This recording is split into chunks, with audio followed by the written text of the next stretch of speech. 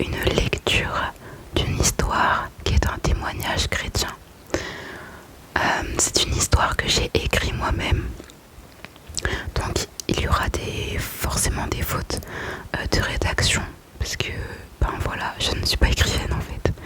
Et dans les dessins également parce que je ne sais pas particulièrement dessiner non plus.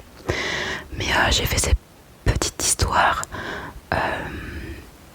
J'ai mis beaucoup de mon cœur et j'espère qu'elle va vous plaire.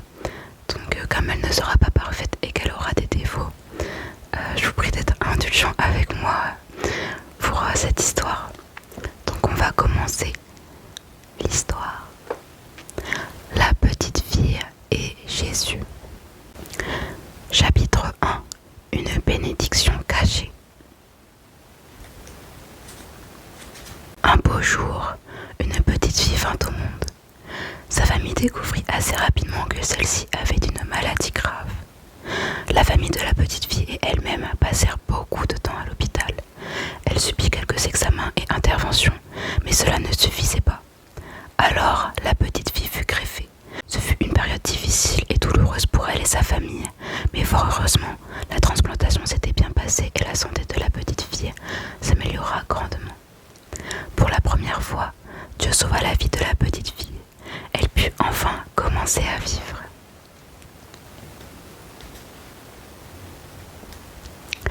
Chapitre 2. Premier souci. Quelques années plus tard, la petite fille entra à l'école maternelle. Seulement, elle ne vécut pas là de très bons moments. De fait, la petite fille était seule. Elle n'avait pas d'amis à qui raconter des histoires, discuter, s'amuser, rigoler, jouer. La petite fille était toute seule, et ce sentiment lui pesa de plus en plus.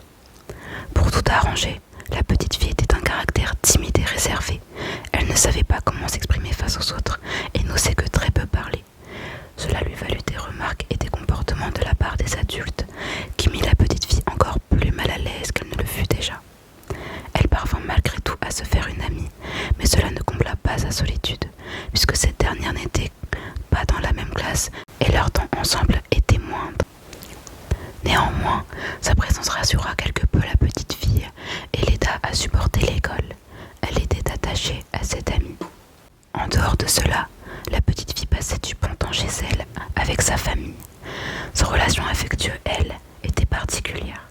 Il lui arrivait parfois de prier Dieu lorsqu'il pleuvait la nuit, car elle avait peur. Elle implorait « S'il vous plaît, faites que la pluie s'arrête. Ça me fait peur et je n'arrive pas à dormir. S'il vous plaît, faites que la pluie s'arrête. » Elle ne savait pas qui elle priait exactement, mais elle priait Dieu. Dieu écoutait sa prière et la pluie s'arrêtait. La petite fille était reconnaissante et remerciait Dieu. Aussi, il arrivait à la petite fille d'avoir des pensées sur sa guérison. Une partie d'elle lui disait « Tu n'as pas été guérie pour rien. Tu as une raison de vivre que tu ignores. » La petite fille garda ces paroles dans son cœur. Cela l'encouragea à vivre et à surmonter les épreuves coûte que coûte, afin de parvenir à découvrir sa raison de vivre et ainsi honorer sa guérison. Chapitre 3. De plus en plus profond. Les années passèrent. La petite fille avait grandi et était en primaire. Bien qu'elle s'était fait des amis en cette période, le sentiment de solitude était toujours enfoui en elle. Elle aimait énormément ses amis, mais ce vide subsistait. Elle avait l'impression de ne pas les aimer au même niveau qu'elle, de ne pas être une amie importante. La petite fille recherchait de l'amour, elle désirait se sentir aimée. Et cela lui causa du tort, car elle s'attachait vite à quiconque lui donnait l'attention ou l'affection qu'elle souhaitait. Cela dit, ces sentiments affligeants ne prenaient pas une grande place dans sa vie, et l'école fut avant tout pour elle une belle période joyeuse où elle était proche de ses camarades et entourée d'amis qu'elle aimait beaucoup. Cependant, des malheurs auxquels elle n'aurait jamais pensé faire face arrivèrent. Elle assista à des altercations agressives, notamment causées par l'alcool. La petite fille était épouvantée, les larmes coulaient à flots et elle était trop jeune pour pouvoir agir dans ces moments-là. À chaque fois que ces altercations arrivaient, la petite fille priait en sanglots. « S'il vous plaît,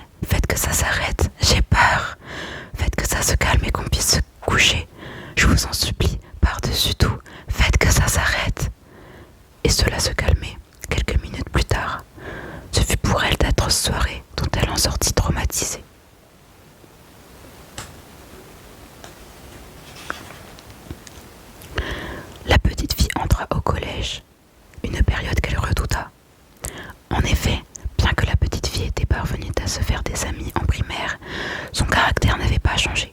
Elle était toujours aussi timide et réservée, mais surtout, elle avait peur des gens. Le collège la stressait. Il y a beaucoup de gens là-bas, pensait-elle. Elle n'eut pas tort. Le collège la sépara peu à peu de ses amis de primaire et, quant à sa meilleure amie, les disputes étaient si fréquentes que leur lien s'était fragilisé. Cela peinait la petite fille. De plus, elle se sentait parfois exclue de son groupe d'amis, ce qui ne l'aida pas à aller mieux. Ses problèmes d'attachement, eux, furent davantage conséquents. La moindre attention envers elle et la petite fille était touchée. Une année et demie passa ainsi et la petite fille avait développé de l'anxiété sociale. Les interactions avec les autres étaient de plus en plus compliquées et elle en était terrifiée. Cela était dû aux remarques et à sa peur du regard des autres. Attirer l'attention était sa plus grande frayeur. Sa relation avec Dieu était toujours aussi particulière. Depuis les soirées épouvantables qu'elle avait subies, la petite fille était certaine de croire en Dieu. Elle croyait en Jésus, bien qu'elle ne le connaissait tellement pas qu'elle le confondait avec Jules César. Mais malgré sa méconnaissance, son cœur était dirigé vers lui. Chapitre 4. Le début du gouffre.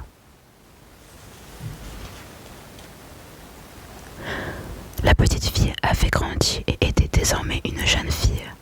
Elle déménagea suite à un divorce et changea donc de collège. Dans ce dernier, elle se fit une amie et elles discutèrent quotidiennement ensemble. Mais cette amitié n'avait pas de très bonne base. Les deux amies se comportaient de façon hostile. La communication était absente et elles n'arrivaient pas à se comprendre. Les deux filles se descendaient l'une l'autre, blessées dans leurs sentiments, à cause des remarques qu'elles s'étaient faites. Il fut de courtes périodes où elles ne se parlaient plus, à cause d'une dispute non réglée. Il n'y avait personne à blâmer en particulier dans cette relation. Les filles étaient toutes deux fautives de leurs mots. Cette amitié n'était pas saine. Durant cette relation, la jeune fille perdit toute confiance en elle. Elle était rongée par le remords et frustrée de ne pas pouvoir communiquer. De fait, si elle disait sincèrement ce qui n'allait pas, elle savait qu'il y aurait une dispute et que cela finirait en froid. Son ami lui tournerait le dos et il serait impossible de s'expliquer. C'est ainsi que l'état psychologique de la jeune fille se dégrada. Forcée de se taire, de garder pour elle ce qui la tourmentait, elle commença peu à peu à devenir silencieuse en présence de son amie. Elle oublia de plus en plus fréquemment leurs discussions. Elle n'était plus attentive. Aller à l'école était devenu un fardeau, et cela se traduisait par des maux de ventre le matin avant de s'y rendre, des douleurs au thorax, des palpitations cardiaques en arrivant à l'école, ainsi qu'une fatigue tant mentale que physique. La jeune fille était épuisée par le stress et l'anxiété permanente. Elle se sentait si mal qu'il lui arrivait de vouloir se faire du mal pour s'assurer que ses sentiments étaient bien réels et justifiés. Cependant, elle avait peur de la souffrance physique. Se scarifier lui était impossible. Alors, elle trouva une alternative. Ayant de longs ongles plus ou moins affûtés, elle se griffait le plus fort possible la peau, parfois jusqu'à se l'arracher. Cela lui faisait des traces rouges. Elle pouvait aussi se frapper les cuisses ou se mordre, mais elle trouvait que se mordre était trop étrange, alors elle évitait de le faire. C'est ainsi qu'elle se calmait lorsqu'elle avait des crises psychologiques. Autrement dit, lorsque ses pensées anxiogènes prenaient trop d'ampleur sur elle. C'était pour elle une manière de légitimer sa souffrance. En cette même période, la relation que la jeune fille avait avec Dieu avait un peu évolué. De temps à autre, elle commettait un péché en particulier. Elle ne savait pas ce qu'était exactement un péché, ni si ce qu'elle faisait en était vraiment un, mais elle le ressentait. Elle sentait dans son cœur que ce qu'elle faisait était mal. Lorsque cela arrivait, elle pensait à Dieu. Il fut une fois où, si tenace dans son péché, elle eut un regret si intense et si amer qu'elle se mit à pleurer. Elle pensa cette fois à Jésus précisément et pria « S'il vous plaît, pardonnez-moi, je suis désolée. » Elle ne savait pas réellement quelle était la nature de ce sentiment, ni pourquoi elle s'était mise à pleurer et à prier si subitement. C'était une réaction spirituelle dont elle n'avait pas le contrôle. Ce fut un événement qui resta dans sa mémoire, tellement la jeune fille était étonnée de ce qu'il s'était passé. Chapitre 5. Le jeune garçon. L'année suivante, la jeune fille rencontra un jeune garçon.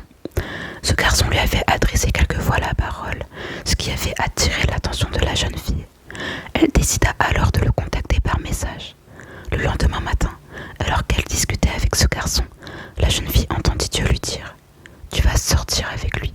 Vous allez sortir ensemble. » Elle discerna que cette voix ne venait pas d'elle. Alors, elle garda ces paroles à l'esprit. La relation entre la jeune fille et le jeune garçon évolua rapidement. Elle s'était confiée en lui en un temps record, elle qui pourtant n'avait pas confiance au garçon. Ce dernier lui accordait toute l'attention dont elle avait besoin et elle appréciait discuter avec lui. Elle se sentait enfin comprise et valorisée par quelqu'un. Elle ressentait également, pour la première fois, le sentiment d'être en sécurité. Toute sa solitude était comblée par sa seule présence. Pour la première fois de sa vie, la jeune fille s'est sentie plus aimée que jamais. Elle était persuadée d'être amoureuse de lui. Après quelque temps, ils commencèrent à sortir ensemble, comme Dieu le lui avait indiqué. À cet instant, la jeune fille se rappela les paroles de Dieu et elle les garda fermement à l'esprit, car cette situation ne lui semblait pas anodine. Chapitre 6. Consternation et oppression. Bien que le couple s'entendait bien, leur relation commença à se dégrader.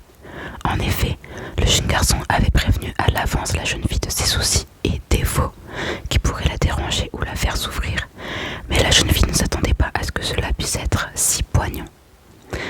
Les angoisses personnelles du jeune garçon se répercutèrent sur la jeune fille. C'était un poids trop lourd à supporter pour elle. Elle devait sans cesse rendre des comptes pour des futilités, subir sa jalousie excessive et sa dépendance affective, ainsi que son état psychologique. Le jeune garçon ne semblait vivre qu'à travers la jeune fille, ce qui l'a mis fortement dans l'embarras. Inconsciemment, il l'a manipulée en jouant sur les sentiments pour qu'elle reste, malgré son affection pour lui. La jeune fille se questionna sur ses sentiments. En dehors des soucis personnels du jeune garçon, elle ressentait qu'elle l'aimait différemment de lui. Elle ne savait plus si elle était amoureuse ou bien juste attachée à son amour pour elle. Alors, lorsqu'il lui demandait si elle l'aimait, la jeune fille ne répondait qu'en fonction du jour. S'ils s'étaient disputés ou pas, si elle s'était sentie particulièrement sous pression ou pas, etc. Elle regrettait de ne pas réussir à lui dire la vérité et s'en voulait d'être aussi floue sur ses sentiments. Elle donna l'impression de jouer avec le jeune garçon et cela l'angoissa. Avant même qu'elle n'ait le temps de remarquer toutes les raisons pour lesquelles leur relation ne fonctionnait pas, l'anxiété de la jeune fille avait repris de plus belle.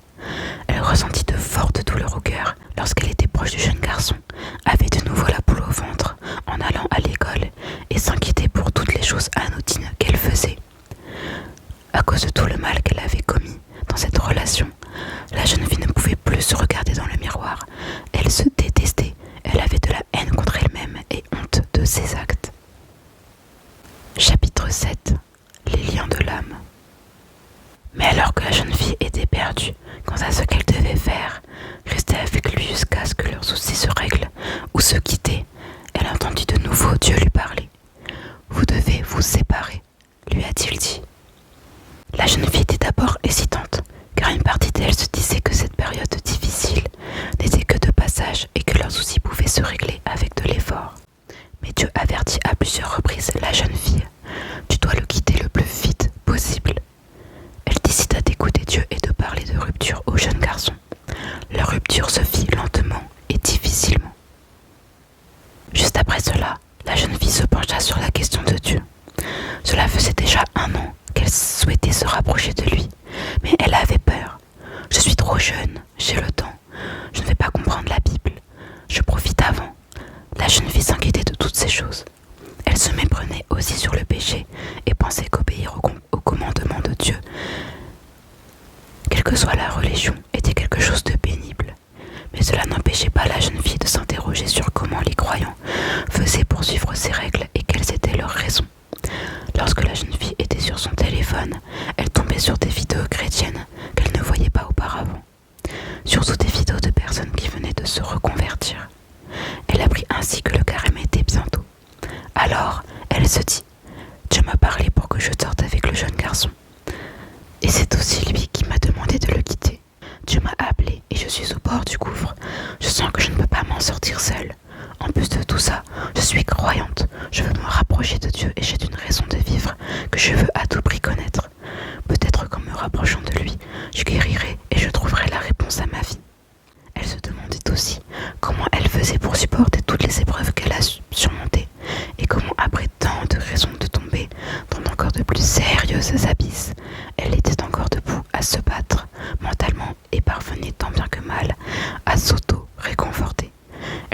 cela étrange et pensait que cette force ne venait pas d'elle.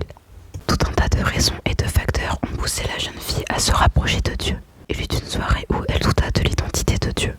Elle qui croyait en Jésus, elle remit en question sa foi. Mais la réponse était si inscrite dans son cœur que son doute s'en alla aussi vite. Elle était certaine que Jésus est Dieu. Elle s'excusa auprès de lui pour avoir douté et fit ses recherches pour savoir comment se repentir.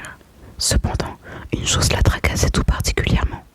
Elle ne savait pas comment prier. Elle chercha donc plusieurs vidéos à ce sujet et alla sur des sites pour trouver des prières. Le premier jour du carême arriva. La jeune fille fit sa première réelle prière d'un cœur sincère et fit part à Dieu de tout ce qu'elle avait sur le cœur. Elle était encore troublée et ne savait pas à quoi s'attendre. Elle ressentait que Dieu l'écoutait et qu'il était proche d'elle pendant sa prière. À partir de ce jour, la jeune fille se mit à prier chaque soir. Il lui arrivait parfois que, lorsqu'elle priait, elle eut des frissons partout dans le corps. C'était la présence du Saint-Esprit. La jeune fille se mettait soudainement à trembler et à pleurer. Les deux jeunes étaient trop attachés l'un à l'autre, bien que différemment, pour se quitter si aisément. Même après leur rupture, ils continuèrent de discuter ensemble lorsqu'ils se voyaient au collège. La jeune fille ne se rendit plus compte qu'elle était sortie avec lui et était dans une période de déni. Elle refusait d'accepter ce qu'elle avait fait et sa culpabilité continua de la précipiter vers les abysses. Elle était désormais seule les 3/4 du temps au collège. Son amie n'était pas à côté d'elle en classe et mangeait chez elle, contrairement à la jeune fille. Elle se remémora la maternelle et se noya à nouveau dans la solitude. Seuls ses liens d'âme avec le jeune garçon lui permettaient un peu de réconfort en le voyant. Il était sa seule source d'affection à laquelle elle pouvait s'attacher. Même si elle savait qu'elle n'était pas amoureuse, elle était attachée à lui et rejetait l'idée qu'ils ne se firent plus attention l'un à l'autre. Sa relation avec lui était quelque peu désastreuse. Les deux souffraient de leur rupture de leur propre manière et ne cessaient pas de s'inquiéter l'un pour l'autre. Tous les sentiments du jeune garçon reposaient d'une certaine manière sur les épaules de la jeune fille qui, peu à peu, sentit que malgré ses questionnements, le jeune garçon ne prêtait pas vraiment attention à ses sentiments.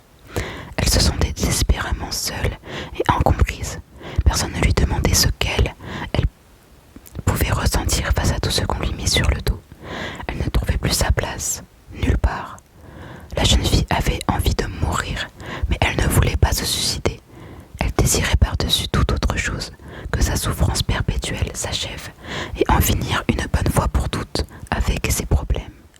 Elle songea à se tuer, mais ce n'était pas assez sérieux pour qu'elle passe à une quelconque action. Après tout, la jeune fille avait toujours peur de la souffrance physique. Aussi, il lui restait bien trop de choses à découvrir et à vivre pour qu'elle mette fin à ses jours. Elle pria avec instance Dieu de chasser ses pensées presque suicidaires. Chapitre 8. Délivrance. Le collège prit fin et les deux jeunes ne se voyaient plus. Mais même après leur séparation, la jeune fille s'accrochait au jeune garçon dès lors qu'elle se sentit seule. Elle ressentait un manque de sa présence qui lui était réconfortante et se tournait vers lui malgré tous les dommages que cela pouvait engendrer. Le jeune garçon était toujours auprès d'elle dans ces moments-là. La jeune fille entra au lycée. Elle était toujours en contact avec le jeune garçon à cette période, jusqu'à la remise des diplômes. Après cela, les deux jeunes firent leurs adieux et prirent des chemins différents. Leur lien d'âme était moins puissant, mais toujours présent. Ayant repris à zéro au lycée sur le plan relationnel, la jeune fille se sentait mieux. Loin du jeune garçon et surtout entourée de ses nouvelles amies, ses maux s'étaient apaisés et Dieu avait agi favorablement pour elle. Cela étant dit, il restait des braises de ses angoisses causées par la relation. À chaque fois que la jeune fille repensait au jeune garçon, elle était prise d'anxiété. Elle commençait à ruminer et même à s'imaginer le revoir, sans raison apparente, puisque cela ne risquait pas d'arriver. Bien qu'elle faisait part à Dieu de tous ses troubles et qu'elle parlait du jeune garçon dans ses prières, elle n'avait jamais demandé à Dieu de panser ses blessures. Elle réalisa donc que sa situation était assez grave et qu'elle avait grandement besoin d'être soignée. Alors, après ce déclic, un soir avant de dormir, elle pria fermement Dieu et l'implora de la délivrer de ses souffrances. Le lendemain matin, même, la jeune fille se sentit légère. Ses angoisses et son anxiété avaient disparu et sa perception même de sa relation avec le jeune garçon changea. La jeune fille fut époustouflée et elle remercia Dieu du fond de son cœur. Sa joie fut des plus intenses. Conclusion. La jeune fille ayant été sauvée une fois par Dieu de la maladie, ce fut pour elle une bénédiction. Grâce à cet événement, la jeune fille eut une forte combativité avec elle-même qui l'aida fortement dans toutes les situations. Sa raison de vivre qui lui était inconnue la maintenait en vie. Malgré qu'elle ne connaissait pas Dieu, son cœur était inconsciemment dirigé vers lui, et la jeune fille venait à lui pour lui demander secours. Elle croyait en lui, mais vivait une vie loin de sa volonté. Sa relation avec le jeune garçon lui fit réaliser à quel point son état était critique. Son comportement n'allait plus et sa santé mentale ne faisait que se dégrader. Elle avait besoin d'un élément déclencheur pour ouvrir les yeux sur sa situation. Dieu avait envoyé le jeune garçon à la jeune fille pour l'amener à lui.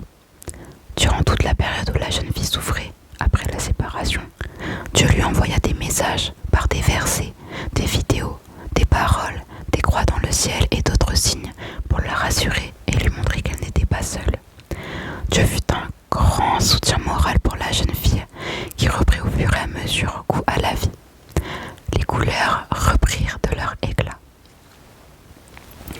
Non seulement Dieu a sauvé la jeune fille une première fois de la mort physique lorsqu'elle était malade, il l'a sauvée de la mort spirituelle une seconde fois lorsque sa vie avait perdu son éclat. La jeune fille voit sa greffe comme le plus grand cadeau que Dieu lui ait offert et elle lui en est infiniment reconnaissante. Elle ne peut imaginer une vie sans cela. Elle considère le jour de sa greffe comme le plus merveilleux de tous et comme sa réelle naissance. Désormais, la jeune fille a repris confiance en elle et elle est libérée de la culpabilité.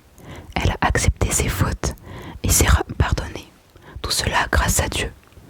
Lorsqu'elle pense au jeune garçon, la jeune fille a le cœur léger.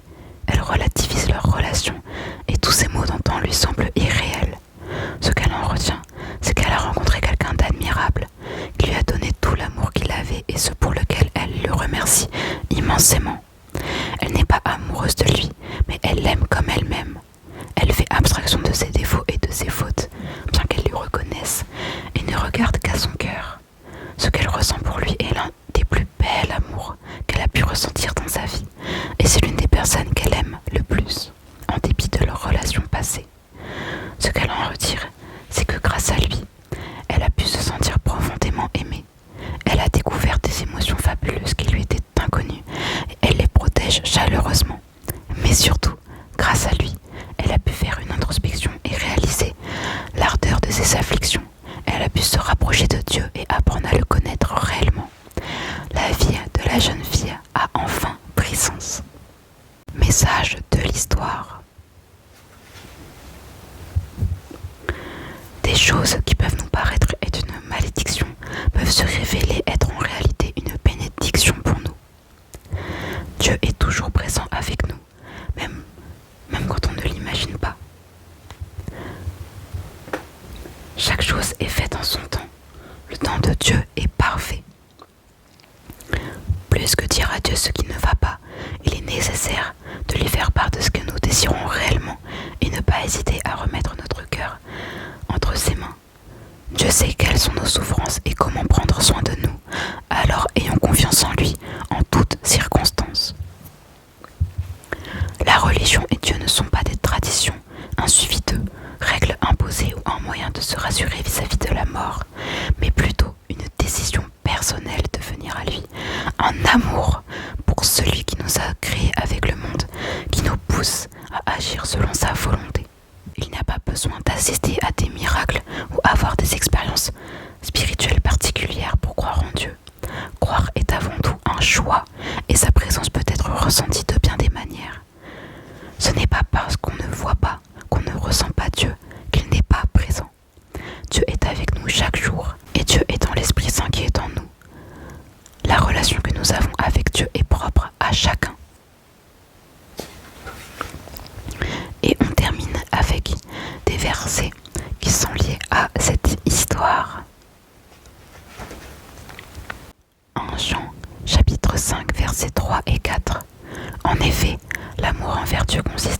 à respecter ses commandements. Or, ces commandements ne représentent pas un fardeau, puisque tout ce qui est né de Dieu remporte la victoire contre le monde, et la victoire qui a triomphé du monde, c'est votre foi. 1 Pierre chapitre 5 verset 7. Déchargez-vous sur lui de tous vos soucis, car lui-même prend soin de vous. Jean chapitre 14 verset 6. Jésus lui répond, le chemin, la vérité, la vie, c'est moi. Personne ne va au Père sans passer par moi. Jean chapitre 20 verset 29. Parce que tu m'as vu, tu as cru. Heureux ceux qui n'ont pas vu et qui ont cru. 2 Corinthiens chapitre 3 verset 5. Je ne dis pas que nous soyons capables par nous-mêmes de concevoir quelque chose comme si cela venait de nous. Notre capacité, au contraire, vient de Dieu. Job, chapitre 33, verset 14. Dieu parle cependant, tantôt d'une manière, tantôt d'une autre, et on ne le remarque pas. 2 Corinthiens, chapitre 4, verset 17.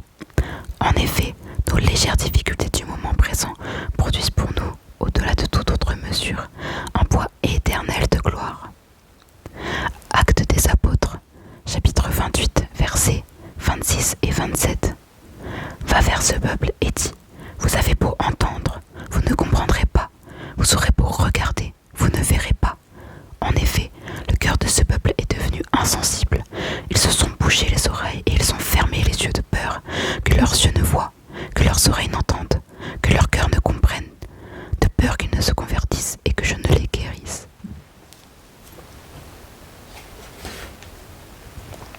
1 Pierre chapitre 1, versets 8 et 9. Vous l'aimez sans l'avoir vu, vous croyez en lui sans le voir encore, et vous vous réjouissez d'une joie indescriptible et glorieuse, parce que vous obtenez le salut de votre âme pour prix de votre foi. Proverbe chapitre 28, verset 13. Celui qui cache ses transgressions ne réussira pas, mais on aura compassion de celui qui les reconnaît et les abandonne. Proverbe chapitre 27, verset 19. Tout comme l'eau reflète un visage, le cœur de l'homme reflète l'homme. Marc chapitre 12, verset 31. Voici le deuxième. Tu aimeras ton prochain comme toi-même. Il n'y a pas d'autre commandement plus grand que cela. Luc chapitre 10, verset 27.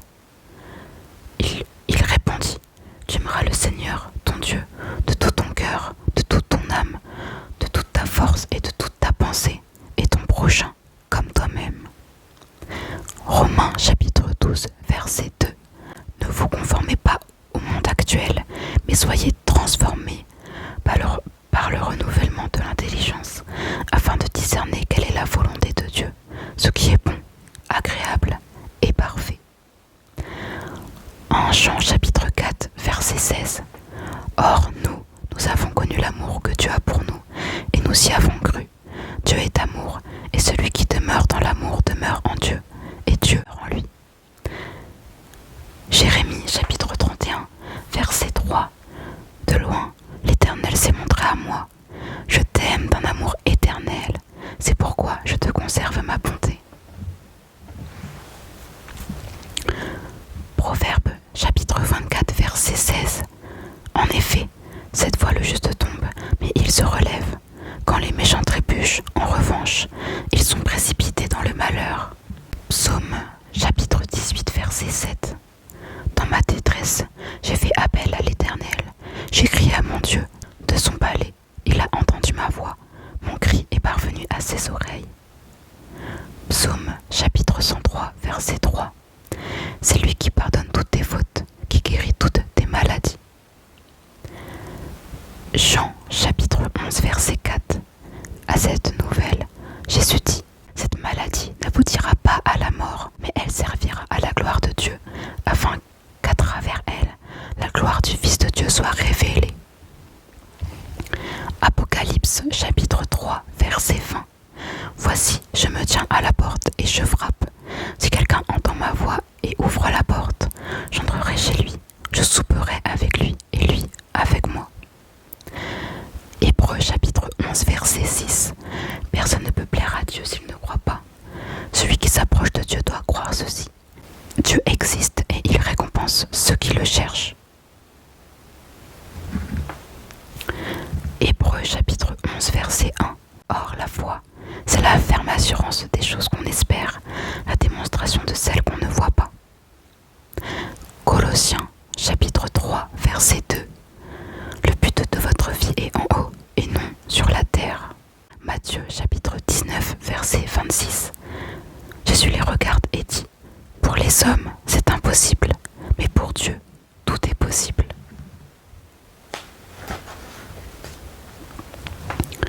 Psaume chapitre 145 verset 14 à 21. L'Éternel soutient tous ceux qui tombent, il redresse tous ceux qui sont courbés. Tous regardent avec espoir vers toi, et tu leur donnes la nourriture au moment voulu. Tu ouvres ta main et tu combles de bien tous ceux qui vivent. L'Éternel est juste dans toutes ses voies et bon dans toutes ses œuvres. L'Éternel est près de tous ceux qui font appel à lui, de tous ceux qui font appel à lui avec sincérité. Il accomplit les désirs de ceux qui le craignent. Il entend leurs cris et les sauve. L'Éternel garde tous ceux qui l'aiment, mais il détruira tous les méchants. Que ma bouche dise la louange de l'Éternel et que toute créature bénisse son saint nom pour toujours et à perpétuité. Donc voilà pour l'histoire. Sur ce, je vous souhaite une bonne nuit. Que Dieu vous bénisse et vous protège et que Dieu soit loué. Bonne nuit.